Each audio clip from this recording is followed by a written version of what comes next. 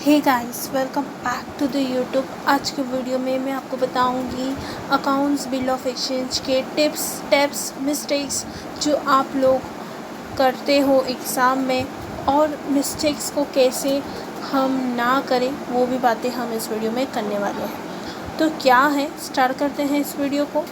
तो first of all हमारा पहला मिस्टेक होता है कि हम क्वेश्चन को प्रॉपरली रीड नहीं करते, and it is very important to read the question properly. अभी क्वेश्चन तो रीड कर दिया एक टाइम, बट आप लोग डायरेक्टली स्टार्ट करते हो, फॉर्मेट बनाने बैठ जाते हो। फर्स्ट ऑफ ऑल आइडेंटिफाई करो कौन ड्रॉवर है कौन ड्रॉवी है, वो भी नहीं करते हो, और फिर डायरेक्टली एंट्रीज। ऐसा नहीं चलेगा, आपको एंट्रीज करनी पड़ेगी।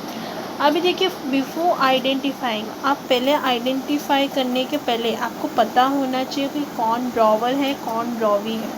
आपको यही पता नहीं तो आप कैसे आइडेंटिफाई कर सकते। नेक्स्ट थिंग, आप वर्किंग नोट्स, आपको कहाँ भी ज़रूरत पड़ती है वहाँ करो।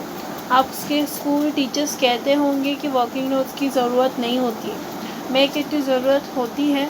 आप बनाओ, आपको कहाँ फील होता है वहाँ बनाओ। कभी कभी उसमें भी एक या हाफ मार्क मिलता ही है, and you know half mark is important for us. Next, first of all question को रीड करते हो फुल्ली, दूसरे बार आप फुल्ली रीड करते हो, आपको समझ नहीं आता है कौन सा एंट्रीज आएगा, and it creates a headache. तो ऐसे मत करो, आप एक एक सेंटेंस को रीड करो और एक एक सेंटेंस का कौन सी एंट्री आएगी उसको आइडेंटिफाई करो, देखना बहुत ईजी आएगा। नेक्स्ट थिंग, देखिए, after making entries if you are confuse to calculate, जब हम जर्नल एंट्रीज करते हैं तो लाइक 2 बार डेबिट आता है, फिर 2 बार क्रेडिट भी आता है। तो आप लोग ना अमाउंट्स में कन्फ्यूजन आता है, आप डायरेक्टली सोच के अमाउंट नहीं कर सकते हो, तो ब्रैकेट में अमाउंट लिख सकते हो, ऐसा करके जो भी आपको लगता है वैसा। It is optional but it will be helpful to you for presentation, okay, और अच्छा भी लगेगा और आपको ईजी होगा ये, तो ये आप कर सकते हो। ये तो ऑप्शनल, मैंने यहाँ ऑप्शनल लिखा है। Make a proper format of journal, बहुत सारे बच्चे की जर्नल की फॉर्मेट नहीं आती, कोई तो LF को ही भूल जाता है। नहीं बच्चा, LF को नहीं भूलना है, प्रॉपर फॉर्मेट बनाना है, ओके, प्रॉपर फॉर्मेट बनाना है। Next thing, please avoid silly mistake, छोटे छोटे मिस्टेक्स को अवॉइड करो। बहुत सारे मिस्टेक्स होती हैं आपसे, कभी कभी डेबिट का अमाउंट क्रेडिट में लिख देते हो, तो बहुत सारी सिली मिस्टेक, कभी कभी डेट नहीं लिखते हो, कभी कभी जर्नल एंट्रीज रॉन्ग मारते हो, नो इट हैपन्स। तो ये सिली मिस्टेक्स को अवॉइड करना कोशिश कीजिए, क्योंकि ये सिली मिस्टेक्स से ही आपका मार्क्स कट हो जाता है, और फिर आपको लगता है कि वो bill of exchange is difficult chapter. वो डिफ़िकल्ट नहीं है, यू नीड टू प्रैक्टिस। जब डेट दिया जाता है क्वेश्चन में, आप डेट है कि नहीं वो भी देख लो, क्योंकि बहुत सारे बच्चे क्या डेट नहीं देखते, डेट दिया है कि नहीं, डायरेक्टली सीरियल नंबर लिखने चालू होते हैं, 1 का एंट्री ये, 2nd का एंट्री ये, 3rd का एंट्री। तो if date is given then don't put serial numbers, if date is not given then put serials numbers, okay. तो वो देखना इम्पॉर्टेंट है। नाउ आपको, बहुत सारे बच्चे क्या सोचते हैं कि एग्ज़ाम में सिर्फ ड्रॉवर की एंट्रीज आएगी, ड्रॉवी की नहीं आती है, तो उनको ड्रॉवर के ऊपर प्रैक्टिस करते हैं। देखो, एग्ज़ाम में उन लोग ट्विस्ट मारते हैं, क्वेश्चन को भी ट्विस्ट मारते हैं, और फिर दोनों का भी कभी कभी देते हैं, या कभी कभी ड्रॉवी का देते हैं। ज़्यादा चांसेस ड्रॉवर का होता है, बट ड्रॉवी का भी देते हैं। So practice the both entries, क्योंकि केसेस आती है, जैसे केसेस आती है, आपको पता होगा केसेस में फर्स्ट वाला सेकेंड वाला, उसमें कोई कभी कभी वो ड्रॉवर होता है, कभी कभी वो ड्रॉवी होती है, तो दोनों को प्रैक्टिस करो, ओके। और हाँ, बहुत से बच्चे सोचते हैं कि डेट सबका डेट वाला नहीं आएगा, पैसेज जब डेट से वाला नहीं आएगा, तो ऐसे सोचते हैं वो लोग, ग्रेस डेज को कैलकुलेट नहीं करते। आपको आता होगा डेज, ग्रेस डेज को कैसे कैलकुलेट करते हैं, 3 डेज़ होता है, ये आपको पता है, तो उसको प्रैक्टिस करो। बहुत सारे बच्चे कैलकुलेट नहीं करते, बोलते कि मुझे आता है, बट उसको भी कैलकुलेट करो। ये सब सिली मिस्टेक्स हैं, आप ये प्रैक्टिस नहीं करते तो भूल जाते हो, okay. So this are the tips for bill of exchange जो आपको पता होना चाहिए, ओके। तो मैंने यही बातें आपको बताई कि आपको क्या करनी है, क्या करनी नहीं है।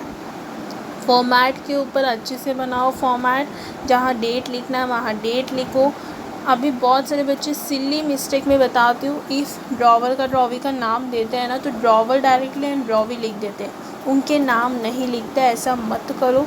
जो भी ड्रॉवर है उसके बारे में आपको पता चलना चाहिए कि ये ड्रॉवर है, ये ड्रॉवी है, उसका ही नाम आएगा एंट्रीज में। ओके, सो ये आपको पता होना चाहिए। कभी कभी कंफ्यूज होता है कि ड्रॉवी के बुक्स में ड्रॉवी का ही नाम आता है। नो, वहाँ ड्रॉवर का नाम आता है, और जो ड्रॉवर है वहाँ ड्रॉवी का नाम आता है। ऐसे आपको पता होना चाहिए। 4 ऑप्शंस आई थिंक आपको आता है। जर्नल एंट्रीज में 4 ऑप्शंस होते हैं। वो डिस्काउंट कर सकता है, बिल को रिटेन कर सकता है। ये सब कौन कर सकता है? ड्रॉवर कर सकता है।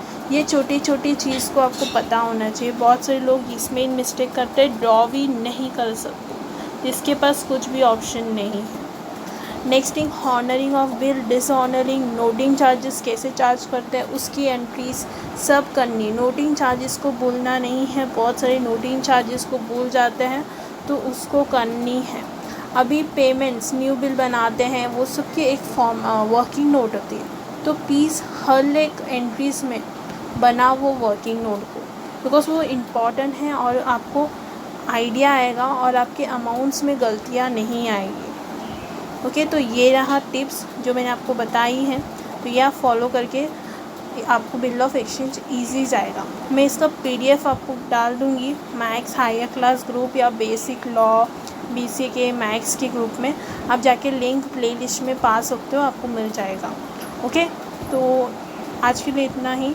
ऐसे वीडियोस को पाने के लिए चैनल को सब्सक्राइब कीजिए, लाइक कीजिए, शेयर कीजिए और कमेंट करना कि आपको किसके टॉपिक्स के ऊपर टिप्स चाहिए, कौन से चैप्टर्स आपको डिफ़िकल्ट जा रहे हैं। और next thing, bill of exchange में मैं बोलती हूँ कि आपको ज़्यादातर प्रैक्टिस की ज़रूरत पड़ती है, क्योंकि मैंने 20 क्वेश्चंस के ऊपर प्रैक्टिस करते करते जाने के बाद वो इजी हुआ था मेरे लिए।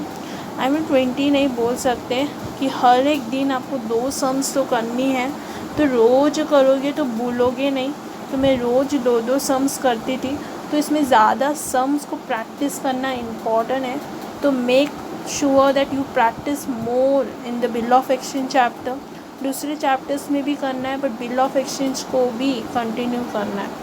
जब आप दूसरे चैप्टर्स में आते हो तो उसके एक सम करो, बिल ऑफ एक्सचेंज का एक सम, दूसरे चैप्टर का एक सम, ऐसे टाइम टेबल बना के करो। बिकॉज कभी कभी क्या होती है मैं आपको बताती हूँ, ये सेम इंसिडेंट होता है 12th स्टैंडर्ड के बच्चे के साथ। जब वो दूसरे चैप्टर्स में जाते तो वो बिल ऑफ एक्सचेंज का भूल जाते हैं, मतलब कि डिसॉल्यूशन स्टार्ट होता है वो सब याद होता है उनको, वो याद होता है, बिल ऑफ एक्सचेंज हाल चला जाता है। ये सभी के साथ होता है, बिल ऑफ एक्सचेंज हाल चला जाता है, बिकॉज उन लोग उसमें अटेंशन देते हैं और इसके ऊपर प्रैक्टिस नहीं होती है। फर्स्ट ऑफ ऑल जब सिखाया जाता है तब ईजी लगता है, but after having no practice on this topic it will be difficult to do.